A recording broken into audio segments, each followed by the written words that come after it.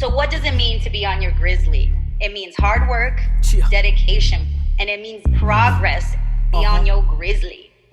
Hard work, dedication, and progress. I'm on my Grizzly, y'all. I'm on my Grizzly.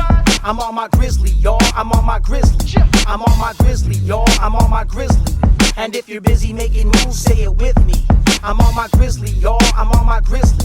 I'm on my Grizzly, y'all. I'm on my Grizzly. I'm on my Grizzly, y'all. I'm on my Grizzly. And if you're busy making moves, say it with me. Coming to you from the City of Angels, this is the Grizzly Podcast with Irvin Scott and Melissa Santos. Hey, what's going on, everyone, and welcome to another episode of the Grizzly Podcast. My name is Irvin Scott. And I am Melissa Santos. What's up, everybody? And today we got a special guest joining us. We have professional wrestler slash wrestling promoter slash actor slash stuntman, the Southern Stomper himself. Luke Hawx is in the bill with us today. He's in the house. You left off powerlifter, bodybuilder. Luke, how's it going, man? Thank you for being on the show. Wait a minute. Right. You must not have said bodybuilder because I'm over here walking without my shirt on, so they got confused. Oh my God. Jesus. Shout out to Brian Cage, man, making a cameo appearance on the Grizzly Podcast. I need to get me somebody to come serve me some drinks while I'm sitting here. Well, Luke, thank you so much for being a part of the show, man. We know a lot about your career and everything you've been doing, and obviously you're accomplishing a lot more in the future as well. I can't even go into detail, but I can just tell you I'm working on Black Adam. So it was kind of last minute. Not kind of, it was last minute. They hit me up yesterday and was like, hey, we need you for next week, but you got to start COVID testing and everything tomorrow. So I had to jump in my car and haul ass out here really quick because I wasn't expecting to jump out here so soon. And with COVID rules, you have to get tested 3 times before you're on set, things of that nature. So we're still in that world right now. So I had to haul ass out here and get my COVID test done and get set up at my place in Atlanta. I've been here the last 10 months, and then I went back to Louisiana.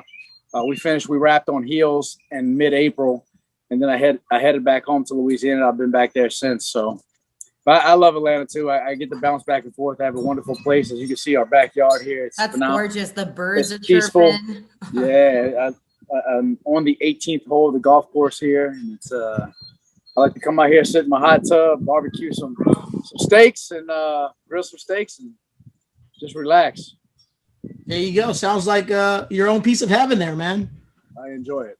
New Orleans is more city life, and my place in Atlanta is about 30 minutes outside the city, and it's really spacious. And but it has everything you need. I mean, literally anything and everything you want. But it's also very open, and there's a lot of open land and trees and fresh air and lakes. So it's just one of those spots where you can come, and this is where I can come clear my mind. You're shooting a project. You said you're working on the Black Adam film. But besides that, you've worked on various films, man. You've been in box office hits like Logan, The Fate of the Furious. And just recently, you also appeared alongside Stephen Amell in the series Heels, which is going to be premiering on August 15 on Starz. So make sure you guys check that out. Yeah. But that's going to be amazing. But Luke, tell us a little bit about that acting world, man. What is that like? I see that everybody tends to want to be involved in it, and everybody wants to be in that world, or they want a job, or they want to hook up, they want a connection to get in. But a lot of people don't want to put the work in to get into that world. So it's not something that was overnight. It wasn't something somebody handed me. It wasn't because I was friends with somebody. It was something that I had to put a lot of work in. People seen that I was pretty good with dialogue, and I wasn't afraid to be on camera, and that I knew how to certain body movements. It's a very difficult thing. People think that acting's easy. They think it's just, cutting a wrestling promo, and it's not. So it was cool to be able to break off into another world, and I really enjoy it. And I wrestling's my first love. I'll always love wrestling, and I actually turned down a lot of film gigs for wrestling bookings. Which people always tell me I'm stupid. They're like, dude, why are you still even wrestling? Like you're doing so well in the movies, and you could be working so much more in the movies, and you wouldn't have to cancel these gigs to wrestle. It's simple. I love wrestling. So wrestling was my first passion. It was my first hobby. It was my first everything, So it's my escape from reality when life wasn't good. So I love film, and I love it just as much as wrestling, but wrestling's always going to be my number one. Speaking of wrestling, you spent some time over at Extreme Pro Wrestling. You were known as Altar Boy Luke there. Jumping into wrestling, what inspired you to want to wrestle to begin with? Yeah, wrestling was just my escape from reality. You know, growing up, I had a really traumatizing childhood. So when wrestling was on, it nothing else mattered. It was my escape. So anytime I was watching wrestling, the world could be burning around me, and it didn't matter because I was focusing on wrestling and just took my heart. As far as Extreme Pro Wrestling XPW, you know, it was a good start for me. It was a different time than it is now, and life was a lot different then, and wrestling was a lot different then. It was a big league promotion that I desperately needed exposure from at that time to get my name out. And Altar Boy Luke was a character that they came up with and they gave me, and I kind of ran with it, but I wasn't really a religious guy, so I didn't know anything about religious characters. And they didn't really harp on it too much as well. They didn't, you know, they weren't beating me in the head to do anything religious. It just, I felt a little weird doing it because I just felt like I couldn't put my whole energy into it. And I just wasn't into, you know, I'm sorry for all the Bible thumpers. I wasn't into reading the Bible. I'm not into much reading at all. You know, if I'm reading something, it has to be an article or something that really entertains me. Script or something like that. Yeah, a script or something. Yeah. You know, I'm always on the go. So I don't like to sit still. I don't like to sit there and hold something. I can't. Relaxing for me isn't sitting down and you know, reading. If I'm on a plane, I can't read a book. I'm trying to sleep. You know, I have to be moving at all times. So I'm one of those guys. I'm always moving. You'll never catch me sitting on the couch really watching TV. I may turn the TV on when I'm going to bed. You know, but that's about it. I don't watch a lot of television. I don't read a lot. I don't. You know, everything I do involves some kind of activity or some kind of progression towards my career or my students or something, or my kids, something like that. So let's talk about that. You said also that was like basically your start of wrestling. You are the founder of Wildcat Sports, and that's based in Louisiana. How did that come about? So I was born and raised in New Orleans, Louisiana. I lived everywhere else, moved around a lot. But one of the problems I had early on was there was no qualified wrestling promotions or wrestlers in Louisiana. It was a really bad place to come up, but they had a lot of crappy promotions, like kind of like glorified backyard promotions. But, you know, it's like anything with wrestling. It's not like any other professional sport where people just buy rings or they go to a wrestling school and they quit after 2 months and then they start their own promotion. And that was basically what it was here. It was crap. So I wanted to stray away from that, and I wanted to start something new, and I wanted to train guys. You know, I wanted something in the South. At the time, the South really didn't have anything. Reality of Wrestling was open, but that's way in Houston. It's 5 hours away. Texas is its own entity. You know, it's crazy. It's like Louisiana, Mississippi, Alabama, the Florida Panhandle. They really didn't have anything other than real crap, just crap. And I'm just calling it like it is. It was really bad wrestling. So I wanted to train guys and get them qualified to wrestle on a bigger level. So that was my goal. And at first I didn't have the ambition to run shows, but training was going well. My students were doing really well, and I wanted to start getting them bookings elsewhere. But I was like, I can't just have them go wrestle on these crap shows, because then I'm kind of contradicting myself, right? If I'm training these guys to be trained properly and put the work in, I can't send them on this show in front of 30 people. Although small shows are great learning tools, especially for underdeveloped talent, right? Talent that needs to develop, and they need their time and they need places to make mistakes and do those things. But my main concern with those shows was their safety. Somebody giving them a move that they didn't know how to properly execute, and then somebody gets hurt. Mm-hmm. So I was, and I've seen it before. Like they had a guy who got paralyzed in Louisiana because he took a pile driver wrong. You know, our school started, live events started, and we started growing. Our first live events were drawing about 200 people, which was not bad for back then. You know, our first show, you come out the gate with 200 people, and that's all the building could hold. We grew from there. We grew to a bigger building, to a bigger building, to a bigger building. I mean, and now this is our 10-year anniversary. June is our 10 year as a training center, and November will be our 10-year anniversary for running live events. Our last live event, as you guys know, before COVID shut us down, November, we had a big arena show, and we drew over 2,000 people at it. And then we had another event right after in February where my son did the infamous mall jump off the second story. Yes, we were just talking about that right now. And we got so much publicity and so much you can get some criticism along with it, but we had a lot of things come off the back end of that. You know, a lot of bookings, a lot of promotional appearances, things of that nature. And then like that happened towards the end of February, I believe. And then March came, COVID shut everything down, and the world was on fire. But, you know, I have some other phenomenal trainers at Wildcat Sports. Matt Lancey, my first class are my head trainers now. And these guys are really extremely good. You can Google some of their matches, watch it on YouTube. But these guys, you can put these guys in with the top talent from around the world. And I promise you, they'll hold their own or be better. They just haven't had that national spotlight yet. But guys like Jay Spade, Matt Lancey, Danny Flamingo, Buku Dow, Jace Valor. We have some really, really good coaches over at Wildcat Sports now that are just, you know, I'm there, but I'm always in and out with filming and stuff. So those guys have been kind of running the show behind the scenes for me for years now. And we've been growing. They've been kicking ass. I've been kicking ass. And as a unit, we're just getting bigger and stronger. And so your son, you know, he wrestles. Was that something that he just wanted to do on his own? Did you just like, you know, because you guys also tag together. I've had the opportunity to actually announce you guys tagging. And it's just, I think as a mother, I think that's, you know, a parent, I think that's so neat to be able to share that experience and that type of bonding with your child. What is that like? No, it's definitely cool, man. So like so he always wanted to be a wrestler. I didn't push anything on him. He always chased it. He was an amateur wrestler. He was a well-accomplished amateur wrestler, 3-time state champion. Yeah. So like his goal was always to transition into professional wrestling. And I, of course, supported it. I wanted to protect him. I didn't want him to make the same mistakes I made. I didn't want him to have the same fallbacks that I had. So I always tried to protect him. But he was a much harder worker than I was as well, because I didn't have that background. You know, I grew up in a boys' home. Melissa, I don't know how much you know about me, but I wasn't very well coordinated as a young kid. Like I was struggling literally to eat. And I'm thankful that I was able to provide, me and his mom, his grandma, and his aunt, that we were able to provide that for him. So he did very, very well, and he transitioned into professional wrestling very well. My goal was for us to be, you know, the very first fully active father-son tag team and win some tag team gold together. We did that in 2019. We won the ROW Rally Wrestling tag team titles. That was our first titles as father and son.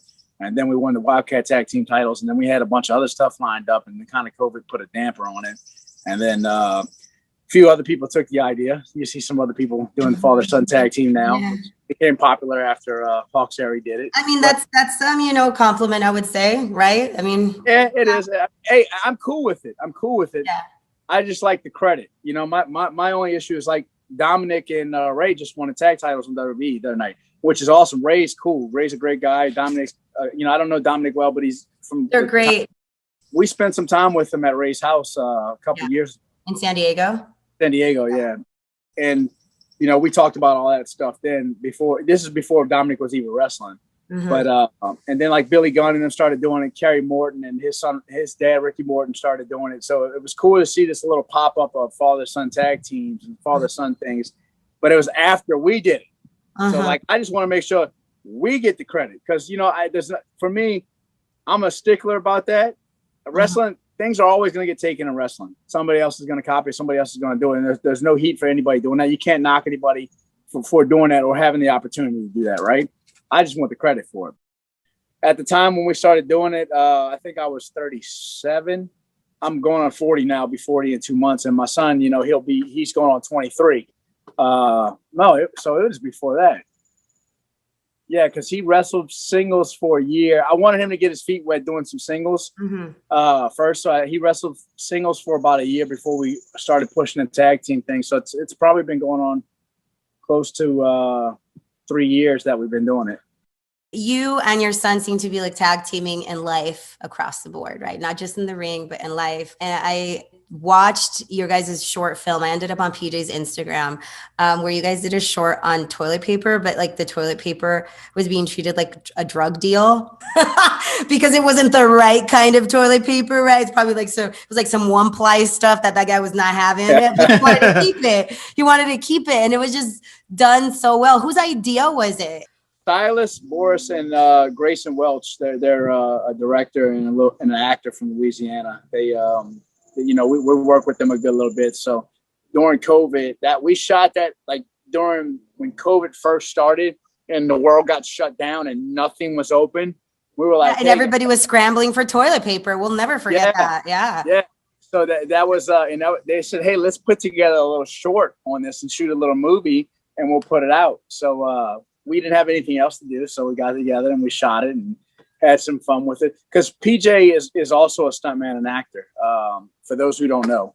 So it's very obvious. Like he's great. He has a great look too. I couldn't stop thinking about how great of a look he looks like on camera. He's killing it. What a dream. First off, what a dream.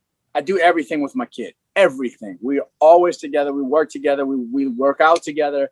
It's just really what a blessing. It's such a different life than I came from because I didn't have a father to do that stuff with. And I didn't, I didn't get a really positive male role model and influence in my life to my later teenage years. And by that time, you're already kind of developed in your own thoughts and, how you should be and what you should do, and for good or for worse, right? You just have these thoughts in your head or what you should be doing in life. And my adopted dad came in and he had a little rough time, like teaching me some discipline and some manners. And I don't mean like manners towards people. I mean, just like the typical stuff, like doing your household chores and being on time and just the values of what every day a human should do. Living life the right way, right? Being somebody you would want to be working with, somebody you would want to be around. And my adopted dad had to come into my life and teach me that. And I didn't have that from an early age. So I wanted to make sure to pass those values on to my son at an early age. And he was such a good kid. He worked so hard and I didn't have to force him to really do anything. And if he wanted to do something different, he could have. So we shot that and, he just worked on heels with me. He was on the full run of heels. I was the wrestling coordinator on heels. I play a role as well. But now you're doing heels, which is bringing in your love of wrestling, your wrestling world into the film world. And we can go over, we can probably talk this whole episode about heels. It's hard to go up from heels because it was my dream job. It was a phenomenal television show. And it just took all three of my worlds that I love and put them in one. And on top of that, it had my family with me and my friends with me. So it's hard to go up from that because, like I said, I'm about to turn 40. I just had my dream job where I took everything that I am absolutely 100% passionate about and I eat, sleep, drink, everything on and put them in a freaking blender together. And it said, hey, it's yours. Run with it. So, and we'll run with it for as long as we can because it's going to be a phenomenal project. The television show, I've seen some of the cuts. I've seen some of the scenes. The wrestling world and the television world you don't even have to be a wrestling fan to watch this show. That's the best part about it. They made it because they wanted the non-wrestling fan to get sucked into this show. So, but it took all that and it just, every day I was appreciating every little thing, literally every day, and it was a stressful job. Don't get me wrong. It was long.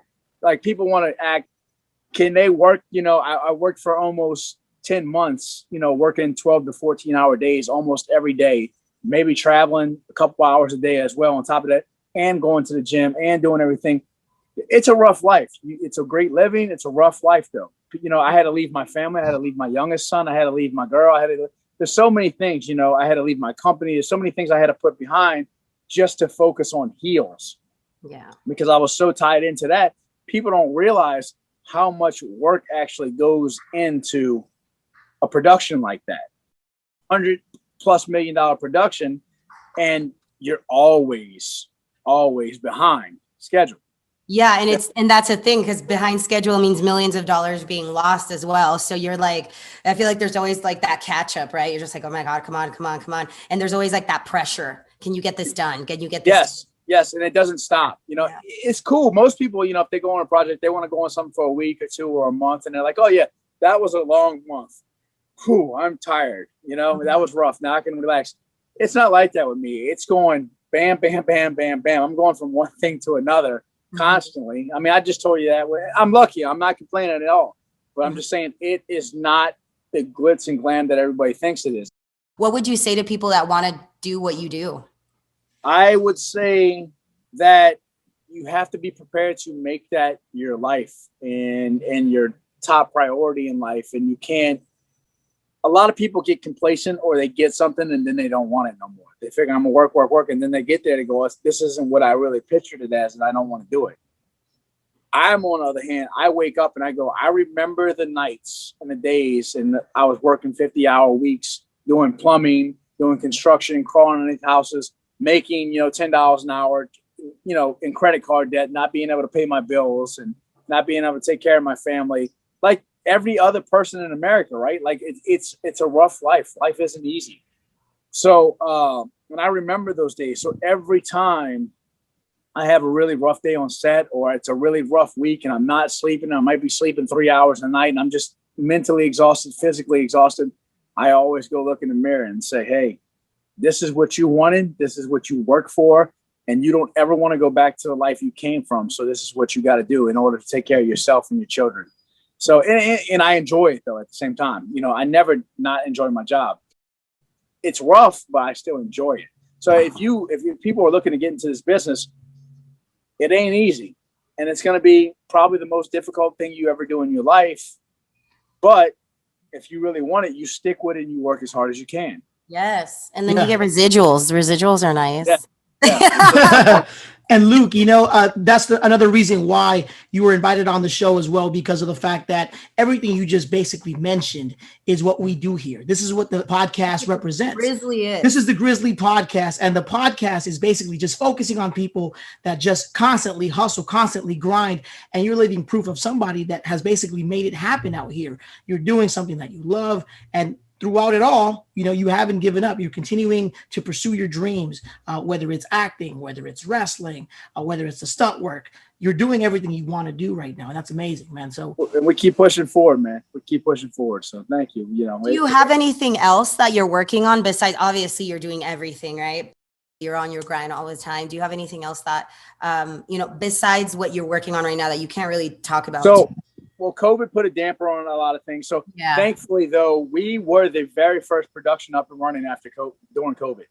Mm-hmm. So I went to Heels. We were, basically locked away from the world for months while COVID was going on. We were shooting. I shot another film called When Castle Falls with Dolph Lundgren. He directed that. I had a small part in that, a little acting part in that.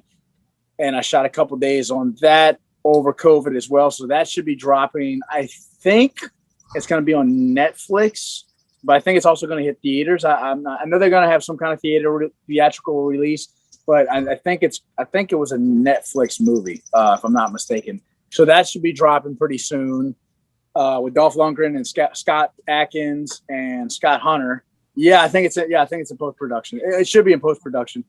But Luke, going back to your acting career, we were talking about Heels earlier. I wanted to know a little bit more about the character you play, the Hoe. Is that the name for the character? Oh yeah. His real name's Davenport, but his wrestling name's the Hole.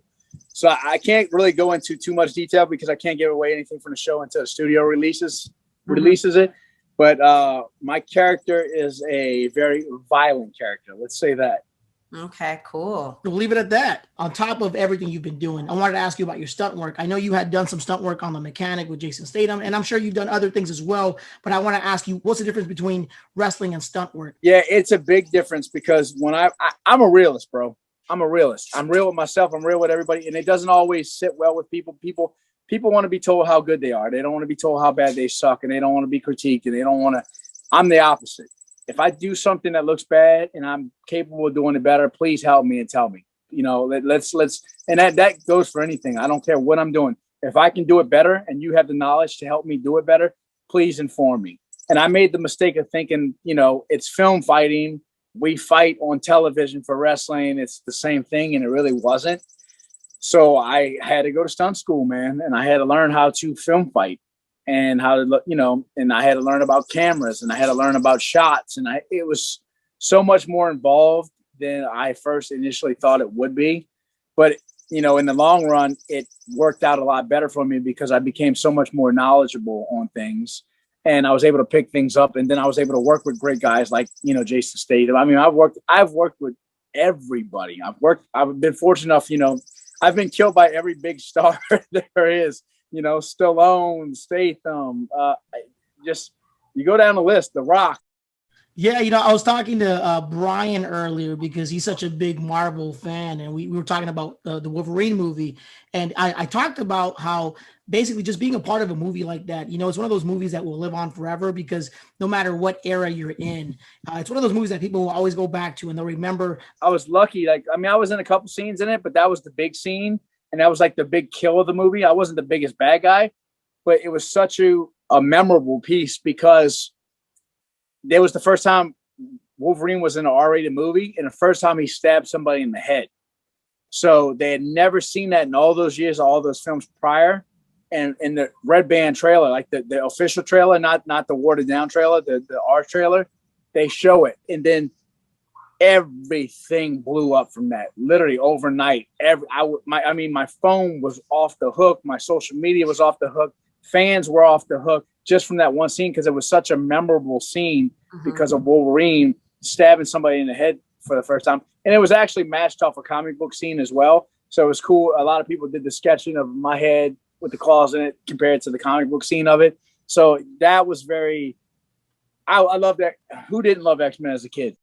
Regarding Wildcat Sports, obviously a lot of talent has came out from Wildcat Sports. For anybody that's actually interested in pursuing a career in wrestling, what does it take to be a part of a school like that? And what is the training like? To be a part of Wildcat Sports, you guys got to be a hard worker. You got to have a lot of heart and you got to have a good attitude and work hard.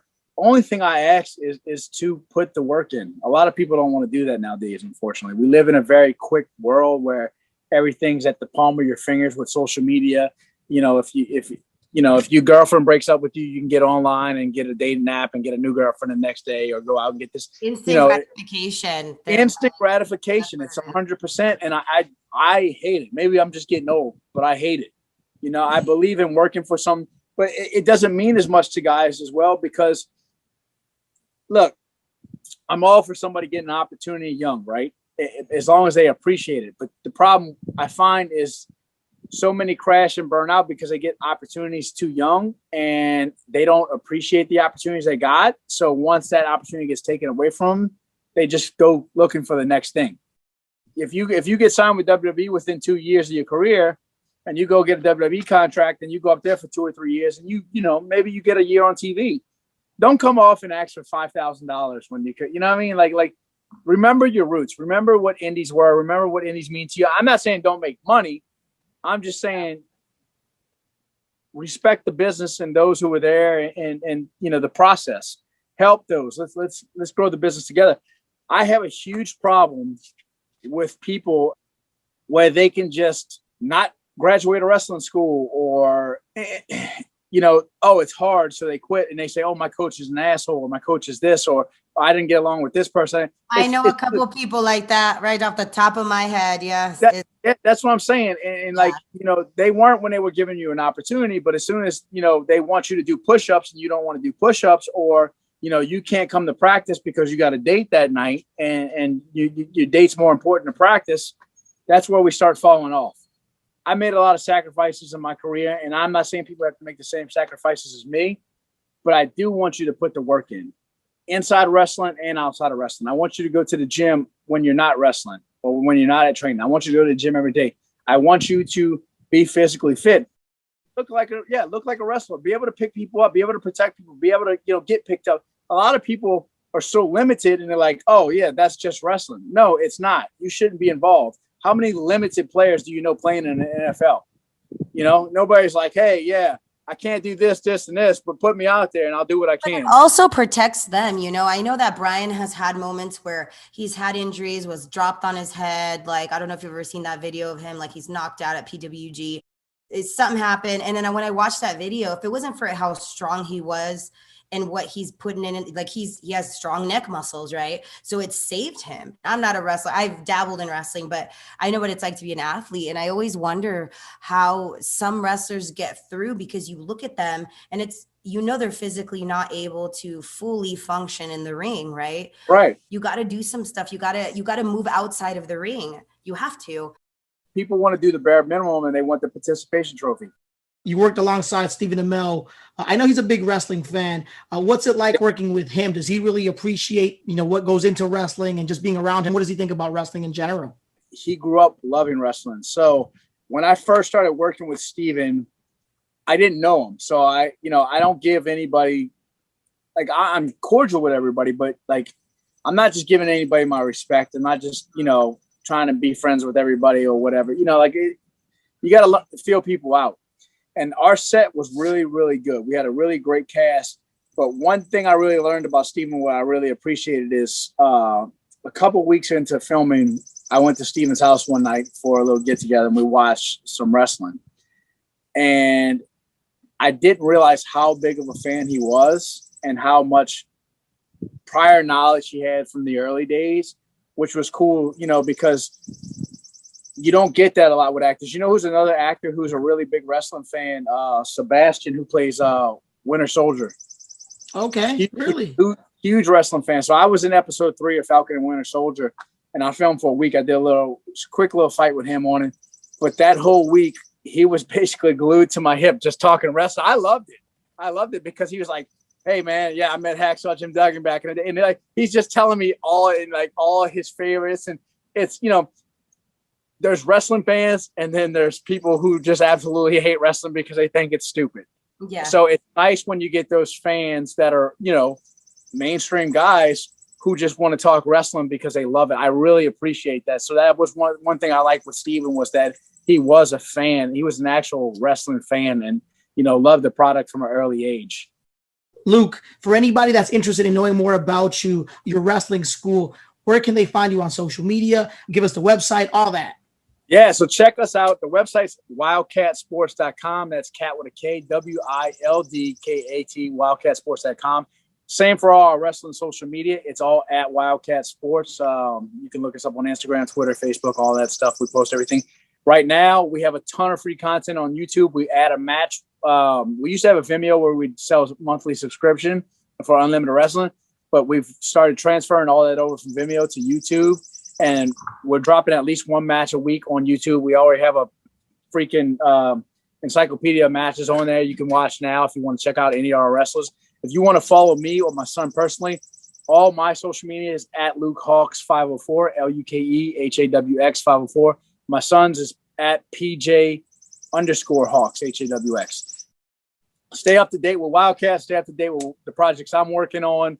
Obviously Heels is going to be dropping August 15th. I'm going to be talking a lot about that coming up soon. And I'm doing a lot of different publicity for that. And just every project I work on, I'm blessed, man. So, and I thank you guys for having me on. I thank the listeners for listening. Melissa, I love you guys. You guys are like family to me. So you guys make sure you guys check out my friend, our guest here, Luke Hawx. He'll be appearing alongside Stephen Amell in the show Heels, which premieres August 15 on Starz. He's also in various films like Logan, The Fate of the Furious. So you can check him out there and everything else he's got going on. Make sure you guys tune in. All kinds of good stuff going on in his life. So on his Grizzly. Yeah, definitely on his Grizzly. Yes. And really quick, Luke, since this is the Grizzly Podcast and we focus on people that are just constantly hustling, if you can offer any advice to anybody right now, just listening or watching this right now, pursuing a goal, what would you tell them? All I can say is work hard. Honestly, work hard. You're going to be let down. Don't let that discourage you. Continue to work hard. I've been let down many times than I can count. Way more than I've been lifted up. So just continue to work hard through that because that's what life's about. Trials and tribulations, right? We continue to work hard. We continue to push forward. If you want to be successful in something and it's a dream, it's a goal, it is not going to be easy. The simplest saying, right? Nothing good ever comes easy, right? And anything that comes easy is never good. So just put the work in. People say that all the time, but it's just true. It's such an easy statement to fall back on because it's true. Put the work in. You should always want to be the best. Work on being the best. And that's what we do. And that's what I push. And it doesn't always transition to everybody, but it's what I preach. Absolutely. Everybody watching, listening right now, make sure you guys check him out. So with that being said, thank you again to Luke Hawx for being on the Grizzly Podcast. And just thank you. Get it, pop. Let's get it. Yo, that's what I'm talking about.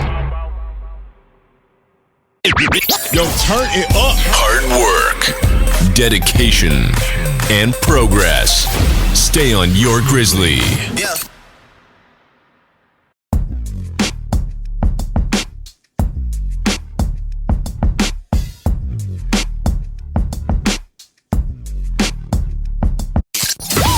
Thanks for checking out another Grizzly Podcast episode. We'll see you next time.